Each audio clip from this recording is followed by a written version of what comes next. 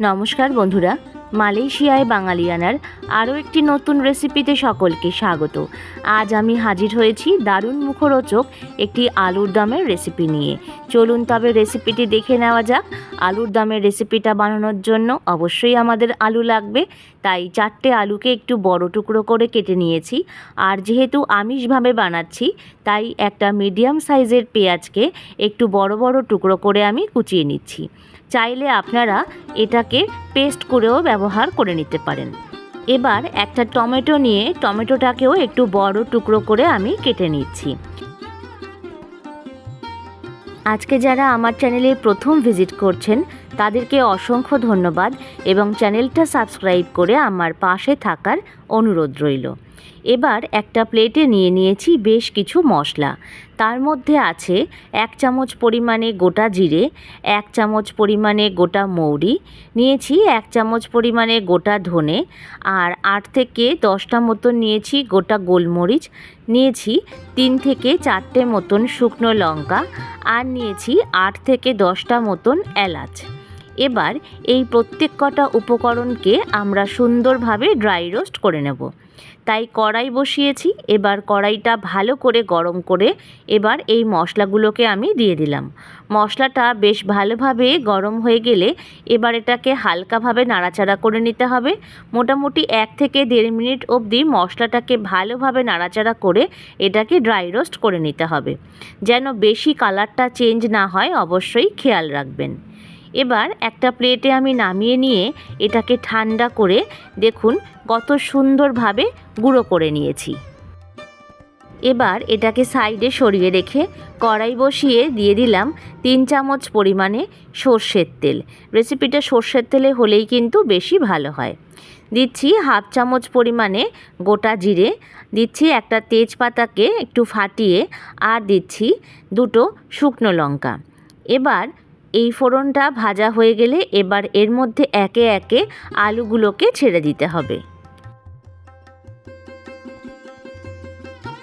চাইলে আলুটাকে আপনারা ভাপিয়ে নিতে পারেন, তবে আলু ভাপিয়ে নিয়ে আলুর দম রান্না করলে যে স্বাদ হয় আর আলু ভেজে আলুর দম রান্না করলে স্বাদ কিন্তু একেবারেই অন্যরকম হয়।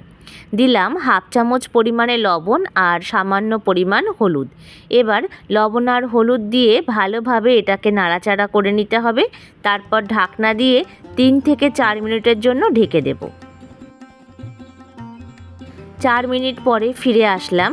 দেখুন আলুটা কিন্তু বেশ অনেকটা রং ধরতে শুরু করে দিয়েছে, তাই ভালোভাবে একবার উল্টে পাল্টে নিতে হবে। এর থেকে বেশি আমরা আলুটাকে ভাজা করব না। হালকা রং ধরা শুরু করলেই তখন এর মধ্যে কেটে রাখা পেঁয়াজটা দিয়ে দেব। এবার পেঁয়াজটা দিয়ে নিয়ে আলুর সাথে পেঁয়াজটাকে ভালোভাবে নাড়াচাড়া করে নিতে হবে।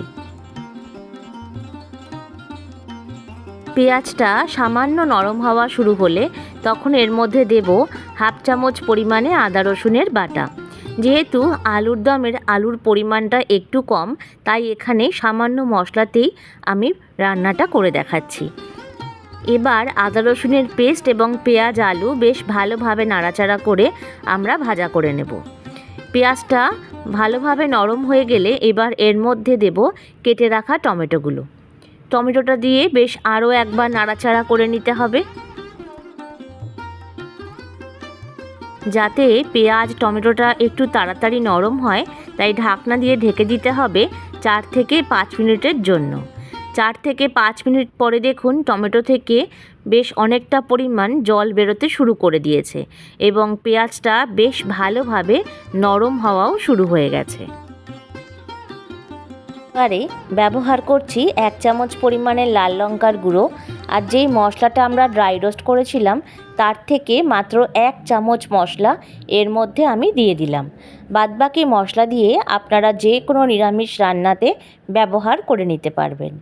এবার খুন্তির সাহায্যে ভালোভাবে নাড়াচাড়া করে নিয়ে কিছুটা পরিমাণ মটরশুঁটি এর মধ্যে দিয়ে দিচ্ছি। শীতকালের মটরশুঁটি দিয়ে আলুর দম রান্না করলে এর স্বাদ কিন্তু দ্বিগুণ মাত্রায় বেড়ে যায়। ভালোভাবে নাড়াচাড়া করে নিয়ে এবার এটাকে ঢাকনা দিয়ে ঢেকে দেব 2 মিনিটের জন্য।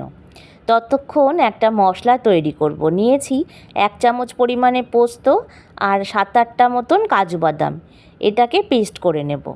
এবার ঢাকনা তুলে সেই পেস্টটাকে আমি দিয়ে দিলাম। এখানে যদি পোস্ত কাজু বাদাম ব্যবহার করতে না চান তবে চিনেবাদাম এবং চারমগজও বেশ ভালোভাবে বেটে নিয়ে ব্যবহার করে নিতে পারেন। এবারে খুন্তির সাহায্যে মশলাটাকে বেশ ভালোভাবে নাড়াচাড়া করে নিয়ে আরও 1 থেকে 2 মিনিটের জন্য ঢেকে দেব। 2 মিনিট পরে দেখুন কতটা পরিমাণ তেল ছাড়া শুরু করেছে। যেহেতু কাজু বাদাম আছে তাই এই তেলটা কিন্তু আস্তে আস্তে ছাড়তে শুরু করেছে। যাতে তলায় না ধরে যায় তাই সামান্য পরিমাণ মিক্সির পাত্র ধুয়ে জল দিলাম। 3 থেকে 4 মিনিট মতন বেশ ভালোভাবে মশলাটা দিয়ে কিন্তু কষিয়ে নিতে হবে।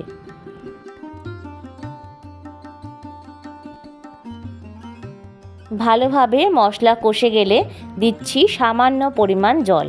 যেহেতু এই রেসিপিটা একটু গা মাখো মাখো হবে তাই সামান্য পরিমাণ জলই এতে যথেষ্ট। এবার আপনারা যতটা গ্রেভি রাখতে চান সেই অনুপাতে জল দেবেন। একটা ঢাকনা দিয়ে ঢেকে দেব 3 থেকে 4 মিনিটের জন্য। 3 থেকে 4 মিনিট পরে দেখুন বেশ কতটা তেল ছেড়ে গেছে আর আলু এবং প্রত্যেকটা মটরশুঁটি কিন্তু বেশ ভালোভাবে সেদ্ধ হয়ে গেছে। তাই এবার দিচ্ছি সামান্য পরিমাণ একটু চিনি, চাইলে এটা স্কিপও করতে পারেন।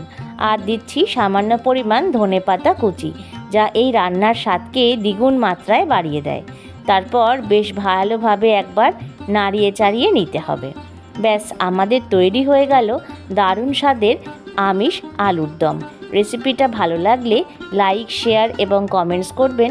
আর নতুন বন্ধুরা চ্যানেলটিকে সাবস্ক্রাইব করে পাশে থাকবেন। প্রত্যেকে ভালো থাকবেন, সুস্থ থাকবেন।